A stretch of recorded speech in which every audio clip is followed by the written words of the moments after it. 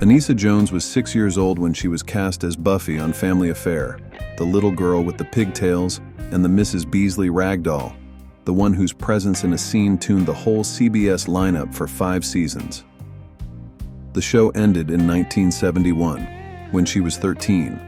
It was the last time a camera ever captured her at any length. She stayed out of the industry after that. She dropped out of high school. She moved into her own apartment at 17. Friends said later that she had spent most of the time trying to be treated as an adult by everyone who still expected a 9-year-old on a couch with a doll.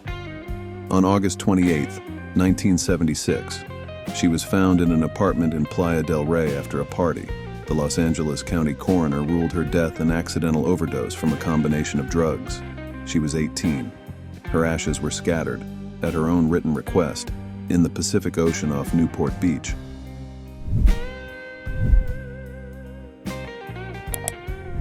Heather O'Rourke was 11 when she recorded her final lines for Poltergeist 3. The dialogue replacement session was held in Los Angeles on December 12, 1987. She was, at that point, the returning face of one of the most successful horror franchises in American film. The small blonde girl who had, at 5 years old, put her hands on the television screen and said, "They're here." She was hospitalized 6 weeks later. Sick and I almost died because I got these stomach pains, and my parents took me to the hospital and they said that I just had a bad case of the flu. The initial diagnosis was flu. Within hours, her heart had stopped from what turned out to be a congenital bowel obstruction that had gone unrecognized. Surgeons in Roseville, California managed to restart it once and lost her a second time on the operating table. She died on February 1st, 1988. She was 12. Poltergeist 3 was released 7 weeks later, with a dedication in the closing credits that read simply, "For Heather." She is buried at Westwood Village Memorial Park in Los Angeles, in the same cemetery as Marilyn Monroe.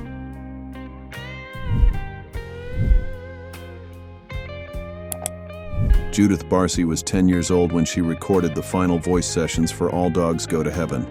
The orphan girl Anne-Marie, who spends the second half of the film learning to sing to a dog she cannot save. She had, by that point in her short career, done more than 70 on-camera commercials, guest starred on Cagney and Lacey in Growing Pains, and voiced the sweet-voiced Ducky in Don Bluth's The Land Before Time. Her mother had, in interviews around Land Before Time's opening, spoken publicly about Judith's father, about the drinking, the escalating threats, and the plans she was making quietly to take Judith and leave. She never got the chance. On the night of July 25, 1988, at their home in West Hills, California, Judith and her mother were killed by her father. Judith was 10. Her final voice performance, the entire back half of All Dogs Go to Heaven, was released 15 months later. Her ashes and her mother's rest together at Forest Lawn in the Hollywood Hills.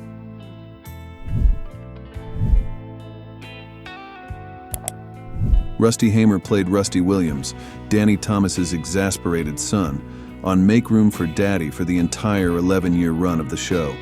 He was 6 years old when it started, and 17 when it ended in 1964. I just told you, I'm inventing a new taste treat that combines cornflakes, wheat flakes, and crisp rice. He was, in the middle of the 50s, one of the most photographed child actors on American television. After the show, he tried college. He gave interviews about wanting to become a criminal lawyer. He drifted. He worked, at various points, as a telephone company installer and as a short-order cook. He briefly reunited with the Make Room for Daddy cast for a 1970 revival called Make Room for Granddaddy. It was the last time he ever appeared on camera. He was 23. For the next 20 years, he was almost invisible. He lived alone in DeRidder, Louisiana. On January 18, 1990, at his home, he ended his own life. He was 42. Danny Thomas gave the eulogy at his funeral 3 days later, in the same Louisiana parish where Hamer had gone to bury himself.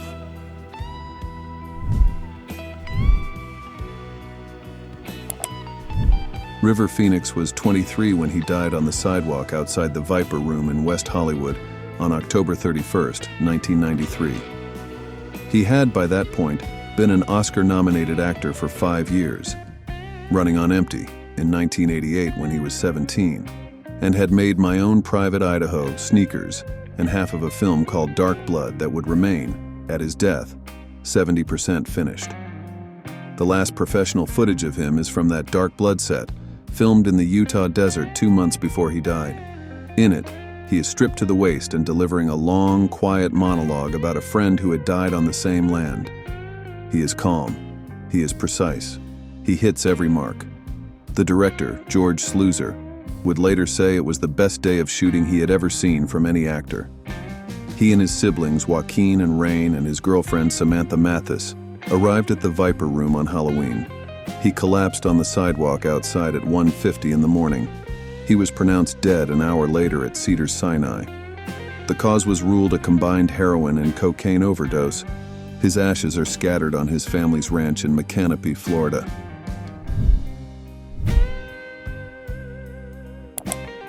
Jonathan Brandis had been in almost every teen movie of the early 90s. He was in Ladybugs opposite Rodney Dangerfield. He was in Sidekicks with Chuck Norris.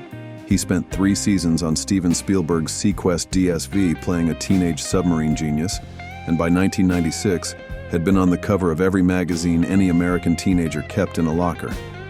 The transition to adult roles did not go well. He made a small part in Bruce Willis's Heart's War in 2002. Most of his scenes were cut before release. He took a supporting role in a satire called Bad Girls from Valley High that was shot in 2000 but shelved for years. Friends said later that he had begun to speak about giving up acting entirely. On the night of November 11, 2003, he was found at his Los Angeles apartment by friends who had come over for a scheduled visit. He had ended his own life. He died the following morning at Cedars-Sinai. He was 27. He is buried at Woodlawn Park North in Miami, in the city where he had grown up.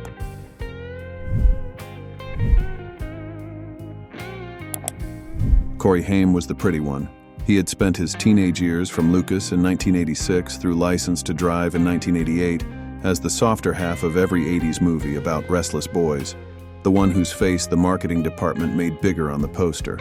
The Lost Boys, with his lifelong friend Corey Feldman, was the film that made both of them stars. It was also, by his own later telling, where his addictions began. He struggled for the next 20 years. He gave interviews about it. He appeared on A&E's The Two Coreys with Feldman in 2007 and 2008 as an unmistakably broken man. His last filmed on-camera moments from that show's second season finale are of him quiet, thin, and asking Feldman to please believe him that this time he had actually stopped. He died at his mother's Los Angeles apartment on March 10, 2010, of pneumonia. He was 38. He was by then taking 8 prescription medications. He is buried at Pardes Shalom Cemetery in Ontario, Canada, alongside his father.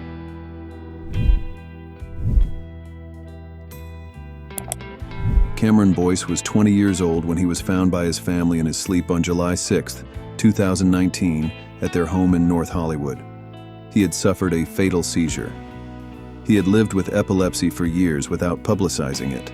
He had, by that point, done 10 years of Disney Channel work, as Luke on Jessie, as the son of Cruella de Vil in 3 Descendants films, and had begun the transition into adult television.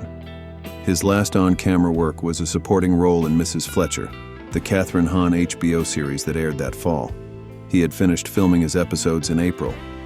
In the last of them, he plays a college freshman explaining to Hahn's character that people are complicated and that it is not her job to fix them. The final thing he ever said publicly on any stage was at the 2018 Thirst Project Gala in Beverly Hills, where he had spent much of his short life raising money for clean water projects. He is buried at Forest Lawn in the Hollywood Hills. Adam Sandler, who had directed him in Grown Ups, spoke at his memorial.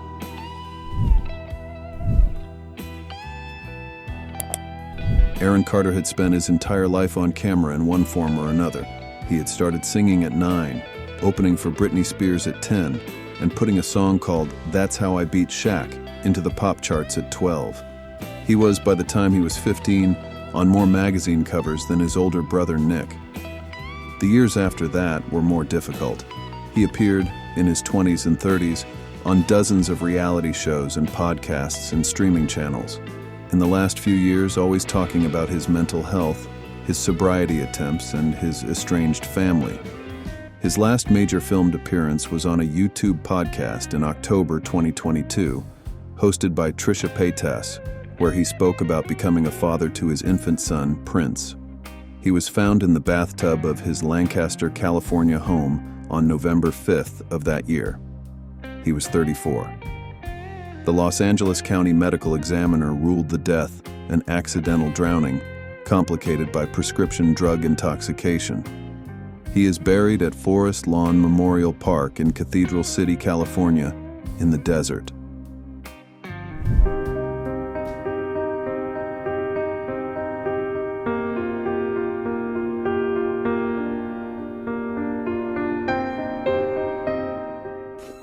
Oh, Charlie, I'll miss you.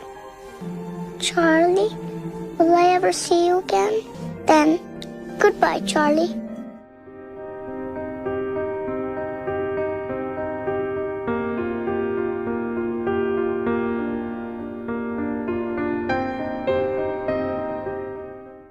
And asked my mom if I was doing anything, and my mom goes, no. So, he made me do an interview for the Poltergeist movie.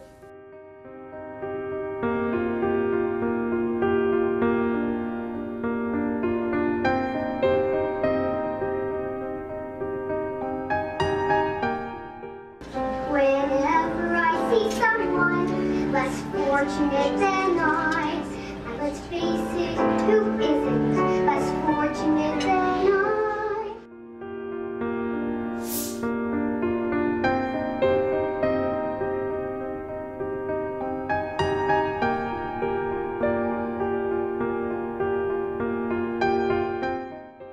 In chess, the small one can become the big one.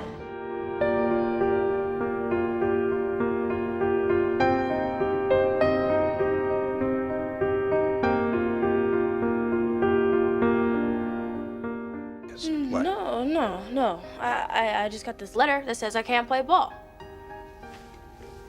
I'll let you play basketball. Why? It says I'm academically ineligible.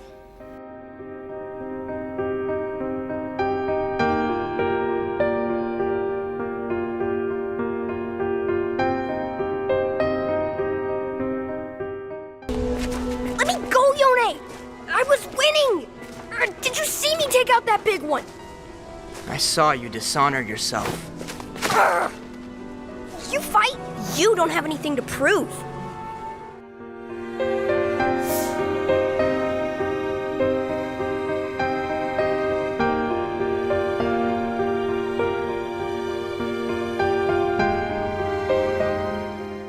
My name is Michael Caccioni, and on July of 1994, I was diagnosed with Hodgkin's disease, which is a form of cancer.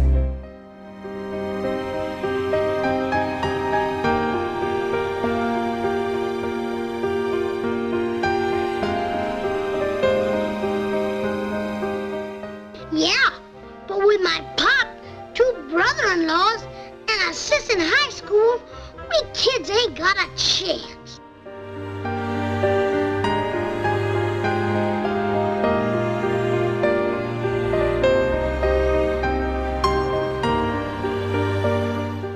My mum said that say I catch something like winter vomiting disease.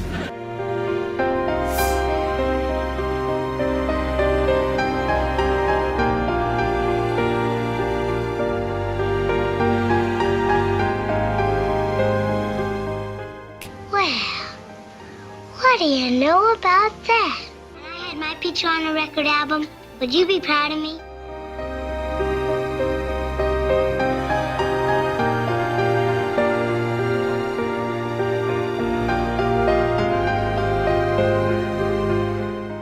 My graphic novel's almost done. I can sell it. I even edit this comic book shop. The owner knows a publisher. That's ridiculous. No, it's not. Trust me, it's amazing.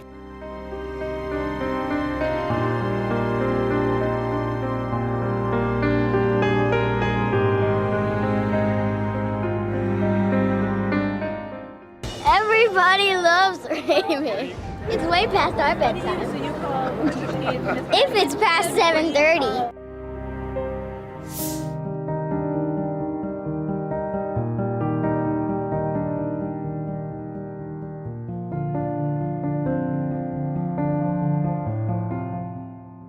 Do popcorn, Uncle Ned. Oh yeah, they're actually good. They're good.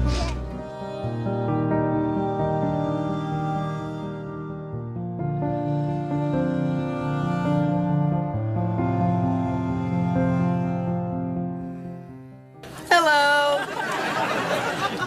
Hey, don't mind me. But if you guys want to break out into an impromptu pillow fight, I put some on your chairs.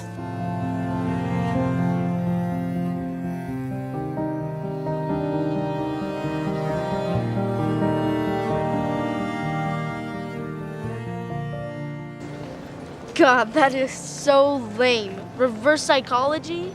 You're such a loser. Man, you must have a big one, because I don't know what else my mom saw in you.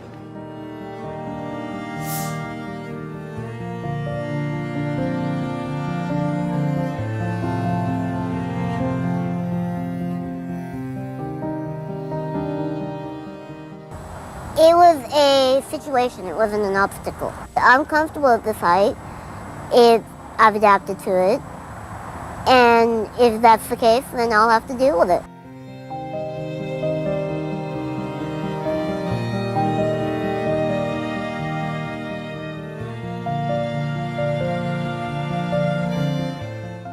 What do you want me to do at school? Starve?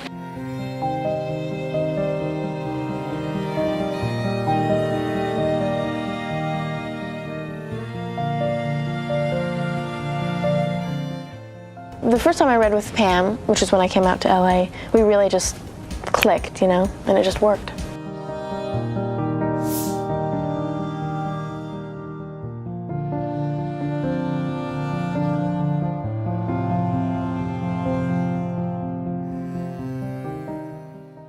How are you feeling, Mommy? Oh, just great, honey. How come when Cousin Sandy's German Shepherd had puppies, she had 8, and you're only gonna have 1?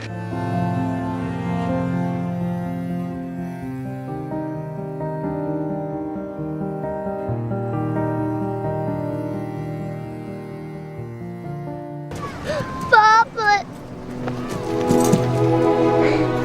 Papa, don't say anything! Please, Papa!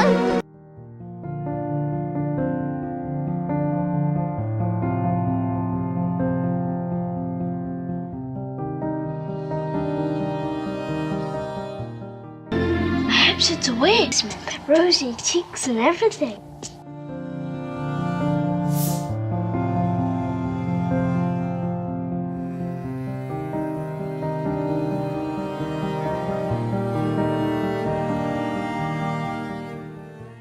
Don't call me Norman. Call me Chubsy Ubsy.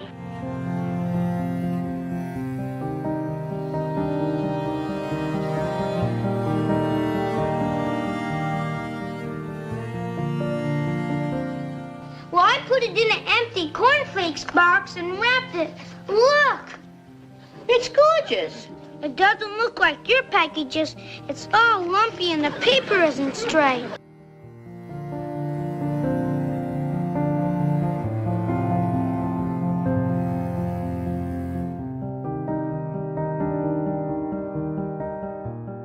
Not so good. I thought that maybe some of the work Maggie and me did on the transpod might help modify it for interplanetary flight. But the data boards in the Matrix are too outdated.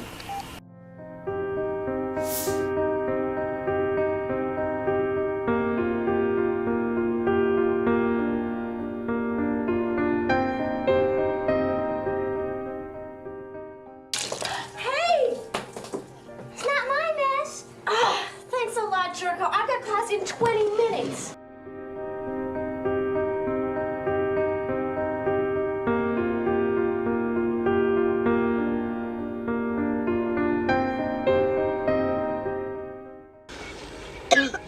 Hey, at least now we know when the next train was due.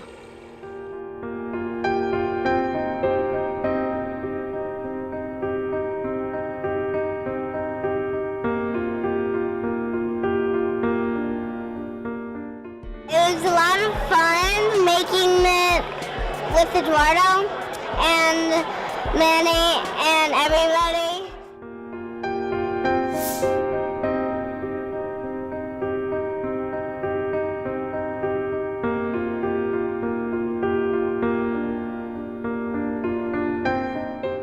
So, Mom, taking off on us like that, huh? Shirking all that parental responsibility.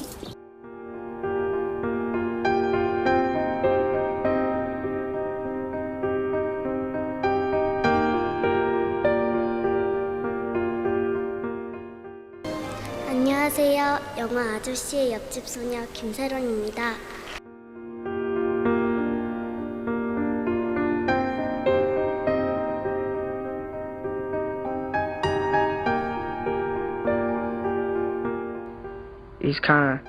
He's not like a street kid, but he's really kind of cool. You know, he's the head of the gang, but you know, people think he's a freak.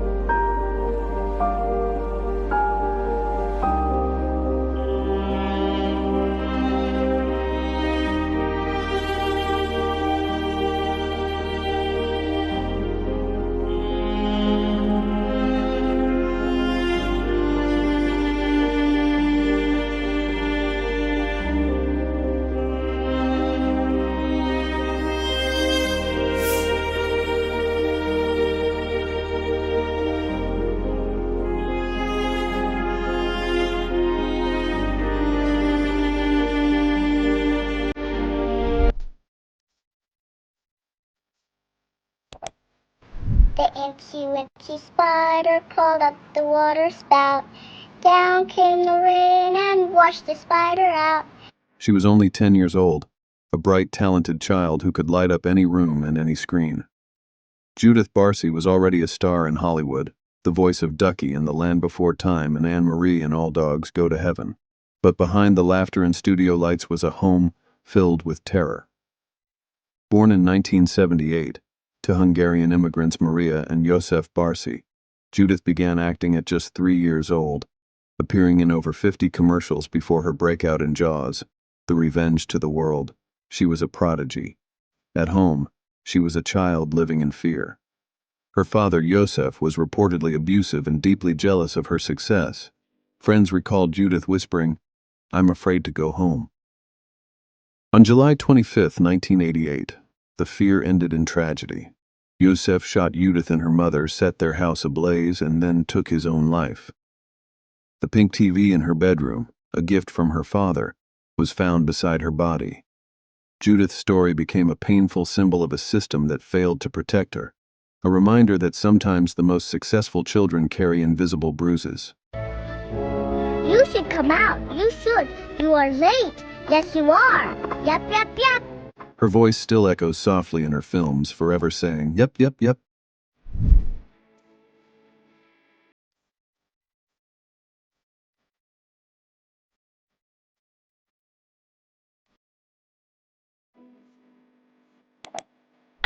This is the happiest day of my life. Before the 1994 remake, The Little Rascals was a black-and-white world of mischief, laughter, and charm. And one of its brightest young stars was a bespectacled boy with a croaking voice named Froggy Billy Laughlin, born in 1932 in San Gabriel, California, joined the Our Gang series at just 8 years old. His raspy, frog-like voice became his signature, part cartoonish, part endearing, and instantly unforgettable. Over the next 4 years, Billy appeared in every short the studio made, quickly rising from sidekick to fan favorite. In the final 1944 film, Dancing Romeo, it was Froggy who delivered the very last line of the series, a perfect farewell for a character who had made millions smile outside of our gang. Billy made only one other film appearance, his only time using his real voice on screen. But with my pop, 2 brother-in-laws, and a sis in high school, we kids ain't got a chick. Then at just 16, tragedy struck. On August 31st, 1948, while riding a motor scooter with a friend in La Puente, California, Billy was hit by a truck after a sudden U-turn into traffic. He was thrown 40 feet and died from his injuries. The boy who made the world laugh with a croak was silenced too soon.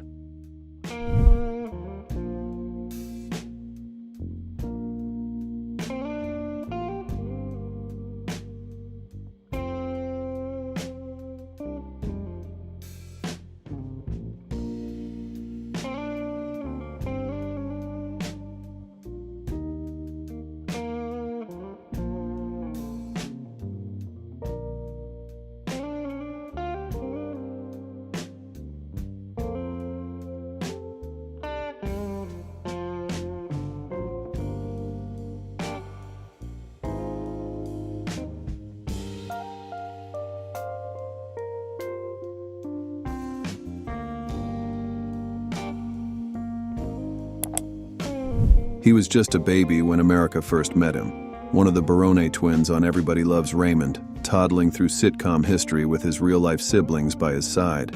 Sawyer Sweeten grew up in front of millions, but when the camera stopped, he quietly stepped away from Hollywood.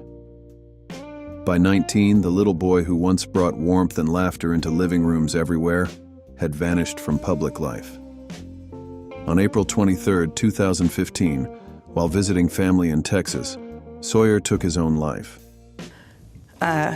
We had more conversations, obviously, before going to Texas, but, they went to Texas and, at that time, that's when he had a conversation with his dad and told his dad, he felt like he was evil and didn't deserve to live. He was only weeks away from turning 20. His sister, actress Madeline Sweeten, broke the news in a statement filled with heartbreak. "A terrible family tragedy has occurred. We beg of you to reach out to the ones you love." Sawyer had appeared in 139 episodes of Everybody Loves Raymond, but after the show ended, he chose a life away from the spotlight. Friends described him as kind, quiet, and deeply loyal. His death sent shockwaves through the cast and fans who had watched him grow up on screen. He was once part of a TV family that made millions laugh, but behind the laughter, a young man was hurting. And now, one half of those Baroni twins is gone.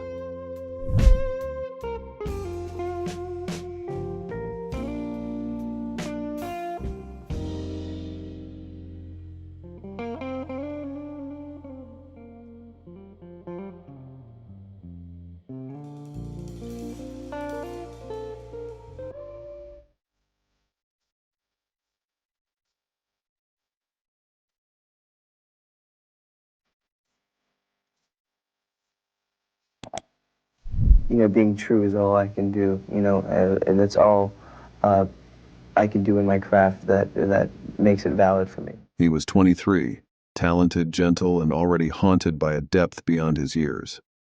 River Phoenix wasn't just another young star. He was the kind of actor who made audiences believe he felt everything.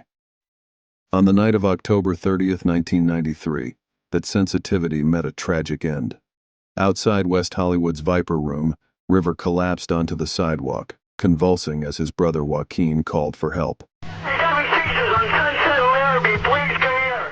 Moments later, the boy from Stand By Me was gone. His official cause of death, acute multiple drug intoxication. The Los Angeles coroner found a lethal mix in his system, high concentrations of cocaine and heroin, along with Valium, marijuana, and ephedrine. The combination was devastating. River's body simply shut down. Born to free-spirited parents who drifted through a cult and poverty before landing in Hollywood, River carried the contradictions of his upbringing, preaching purity while wrestling private pain. He became an Oscar-nominated actor by 18, a devoted vegan and a quiet idealist who wanted to use fame for good. But fame took more than it gave. In the end, River Phoenix didn't burn out. He was extinguished by the very world he tried to rise above.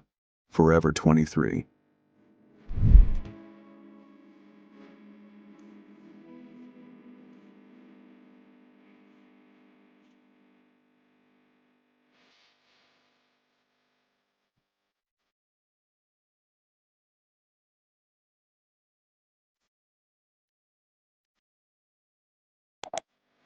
He was just 12 when Hollywood came calling, a Knoxville kid plucked from obscurity to star alongside Susan Sarandon and Tommy Lee Jones, and the client Brad Renfro had the kind of raw, natural talent that couldn't be taught. Instead of this is life, because, art and acting and, is a way to escape. Critics called him a prodigy, but fame came faster than guidance, and the spotlight that made him famous also became the thing that burned him out. Throughout his teens and early 20s, Renfro's life unraveled in public view. Arrests for drug possession, probation violations, and stints in rehab that never seemed to stick. "I'm tired of paying the consequences," he once said, trying to reclaim the control fame had taken from him. But the struggle never let go. It's gonna end up getting in the way and hurting you in the end. Unfortunately, not many people are lucky enough to traverse through things like that and come out on the other side, On January 15, 2008, paramedics found him dead in his Los Angeles home. He was 25. The night before, he had reportedly been drinking with friends. Later, the coroner confirmed what many feared, a fatal heroin overdose. At the time of his death, he had just finished filming The Informers, working hard for a comeback that never came. Brad Renfro's story is the Hollywood tragedy we all know too well. A young star who had everything except time.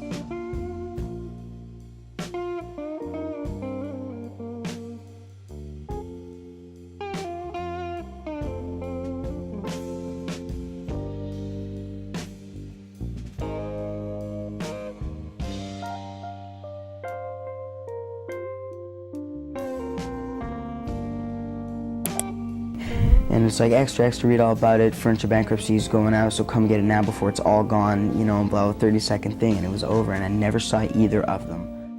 He was once Hollywood's favorite kid, a grinning, energetic teen who made the 1980s feel a little cooler. Corey Haim burst onto the scene in The Lost Boys, Lucas, and License to Drive, his charm and vulnerability turning him into a poster on bedroom walls across the world. But behind that smile was a young man already drowning in pressure, fame, and addiction.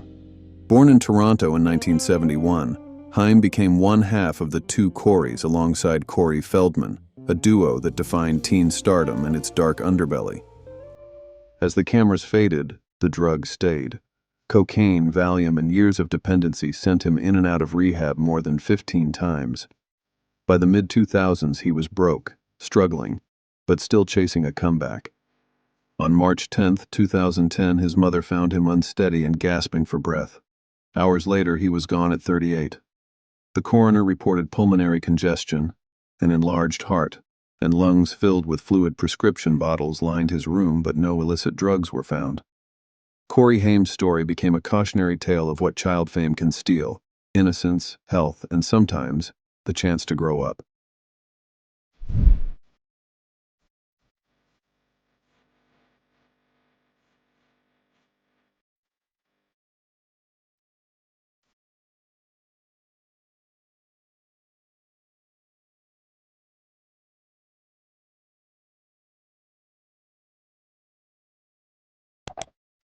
Hi, I'm Michelle Trachtenberg, and I play Harriet M. Welsh. I want to see the whole world, and I want to write down everything. She was only 9 when she first stepped into the spotlight. A bright, blue-eyed kid with a quiet confidence that made audiences believe in her. Michelle Trachtenberg grew up on screen. From Harriet the Spy to Buffy the Vampire Slayer, where she became Dawn Summers, the little sister fans fiercely protected. Later, as Georgina Sparks on Gossip Girl, she turned that innocence into sharp-edged mischief, proving she could play both light and dark with equal skill. On a Wednesday morning in Manhattan, police found the 39-year-old actress unresponsive in her apartment. Breaking news now, really sad news about Gossip Girl actress Michelle Trachtenberg. She's been found dead. She was found in her New York City apartment today by her mother. She was pronounced dead at the scene. Authorities ruled out foul play, and her family asked for privacy, calling her loss heartbreaking beyond words. Tributes poured in.